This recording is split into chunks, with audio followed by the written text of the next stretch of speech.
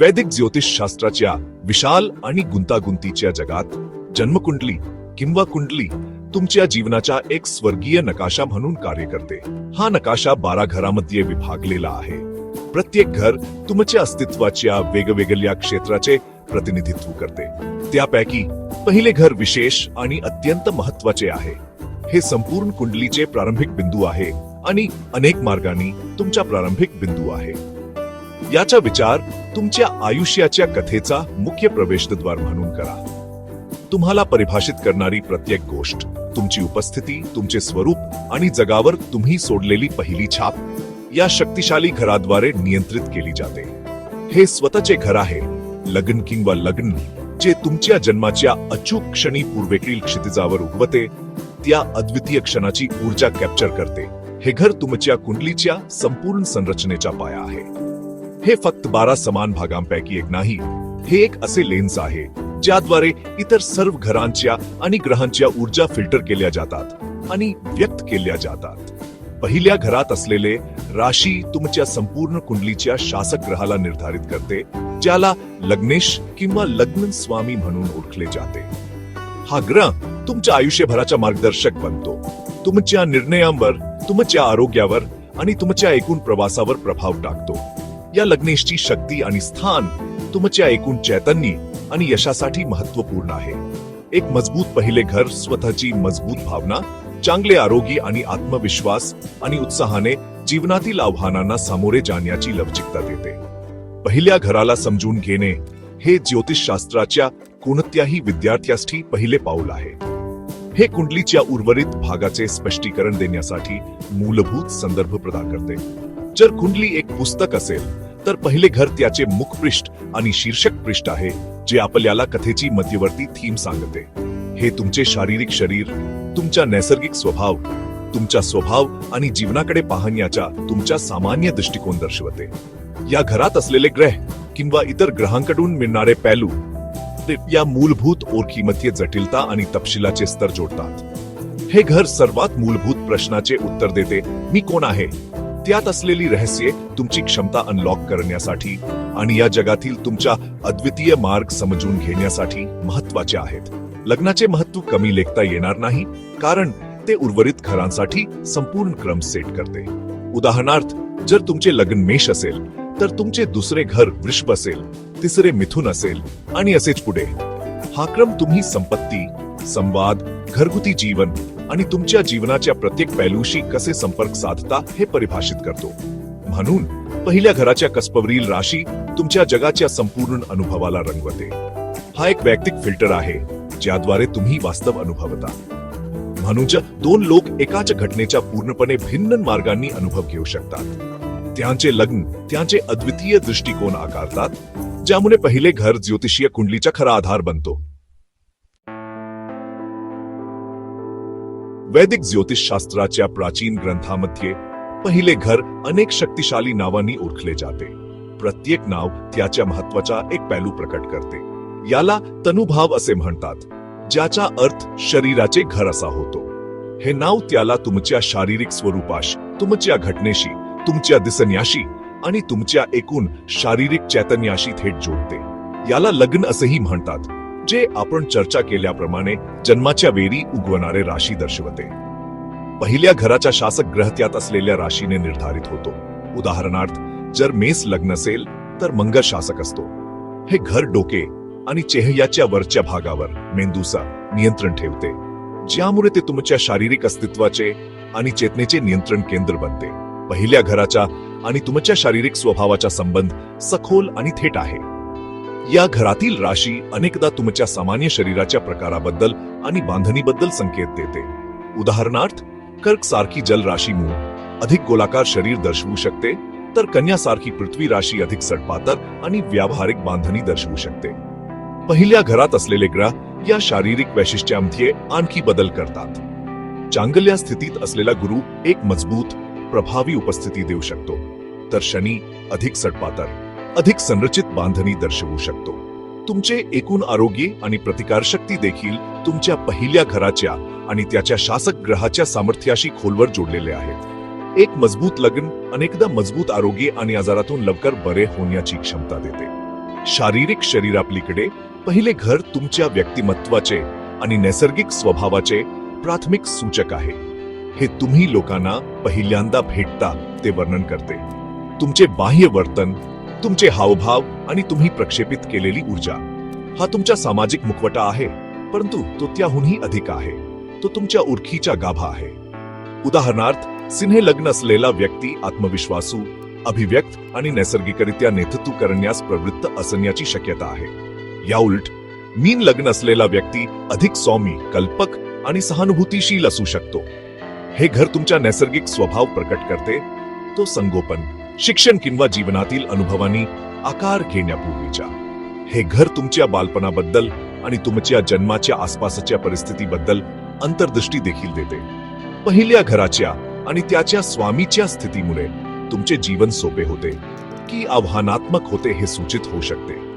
तुम्ही ज्या वातावरणात जन्माला आलात आणि तुमच्यावर छापलेली प्रारंभिक ऊर्जा ते दर्शवते. एक मजबूत आणि निरोगी पहिले घर सकारात्मक सुरुवात, सहाय्यक वातावरण आणि निरोगी आत्मभावनिकतेस प्रोत्साहन देणारे बालपण सूचित करते. याउलट अशुभ ग्रहामुळे या घराला होणारे त्रास प्रारंभिक आरोग्य समस्या किंवा अधिक कठीण सुरुवात दर्शवू शकतात, ज्यामुळे विकसित होणारे व्यक्तिमत्व आणि नंतरच्या जीवनातील त्याची लवचिकता आकार घेते. हे खरोखरच प्रत्येक अर्थाने सुरुवातीचे घर आहे.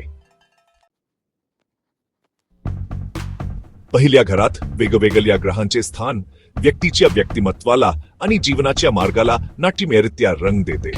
प्रत्येक ग्रह आपली अद्वितीय ऊर्जा आणतो, जो लग्न राशीच्या गुणामध्ये एक शक्तिशाली बदल घडवतो. उदाहरणार्थ, जेव्हा तेजस्वी सूर्य पहिल्या घरात असतो तेव्हा तो एक मजबूत अहंकार, नैसर्गिक नेतृत्व गुण आणि ओळख मिरवण्याची इच्छा असलेला व्यक्ती निर्माण करतो. अशा व्यक्तीमध्ये अनेकदा एक प्रतिष्ठित आणि प्रभावी उपस्थिती असते. त्यांच्यात उच्च आत्मसन्मान आणि उद्देशाची तीव्र भावना असते. ते नेतृत्व करण्यासाठी आणि चमकण्यासाठी जन्माला आलेले असतात. जरी त्यांना इतरांशी संवाद साधताना जास्त गर्विष्ठ किंवा दबदबा निर्माण करण्यापासून सावध राहावे लागते.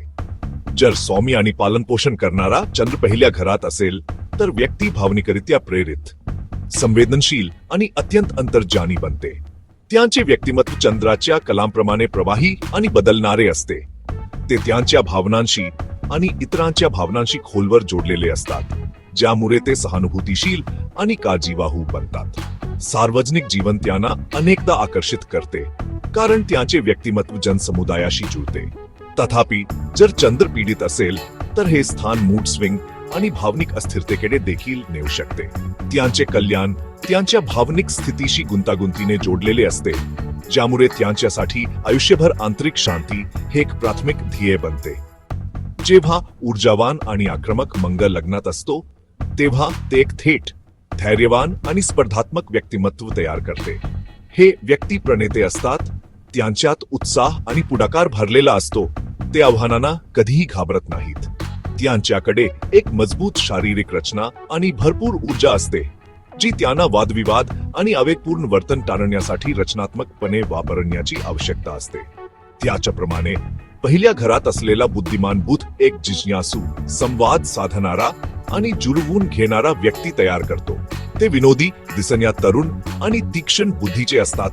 नेहमी शिकण्यास आणि माहिती सामायिक करण्यास उत्सुक असतात. जीवनाकडे पाहण्याचा त्यांचा दृष्टिकोन तार्किक आणि विश्लेषणात्मक असतो, ज्यामुळे ते उत्कृष्ट संवादक आणि समस्या सोडवणारे बनतात. पहिल्या घरात असलेला महान शुभ ग्रह गुरु एक अद्भुत आशीर्वाद मानला जातो, जो शहाणपण, आशावाद आणि उदार आत्मा प्रदान करतो. असे व्यक्ती अनेकदा आदरणीय असतात. त्यांच्याकडे एक मजबूत नैतिक कंपास असतो आणि त्यांना चांगले नशीब आकर्षित होते. प्रेम आणि सौंदर्याचा ग्रह शुक्र आकर्षण, कृपा आणि एक सुसंस्कृत सौंदर्याची भावना आणतो, ज्यामुळे व्यक्ती खूप आकर्षक आणि सामाजिक बनते. याउलट पहिल्या घरात असलेला शिस्तबद्ध शनी एक गंभीर, जबाबदार आणि मेहनती व्यक्ती तयार करतो, जो सुरुवातीच्या जीवनात संघर्ष करू शकतो परंतु चिकाटीने यश मिळवतो. शेवटी छायाग्रह राहू आणि केतू अपारंपरिक व्यक्तिमत्वे तयार करतात. राहू एक अतृप्त महत्वाकांक्षा आणि परदेशी संबंध देऊ शकतो, तर केतू अधिक अंतर्मुख, आध्यात्मिक आणि अलिप्त स्वभाव देऊ शकतो. इतर 11 घरांपेक्षा पहिल्या घराला खऱ्या अर्थाने वेगळे काय करते ते म्हणजे वैयक्तिक संदर्भाचे अंतिम बिंदू म्हणून त्याची भूमिका. इतर घरे विशिष्ट क्षेत्रांवर नियंत्रण ठेवतात, जसे की संपत्तीसाठी दुसरे, घरासाठी चौथे किंवा करिअरसाठी 10वे.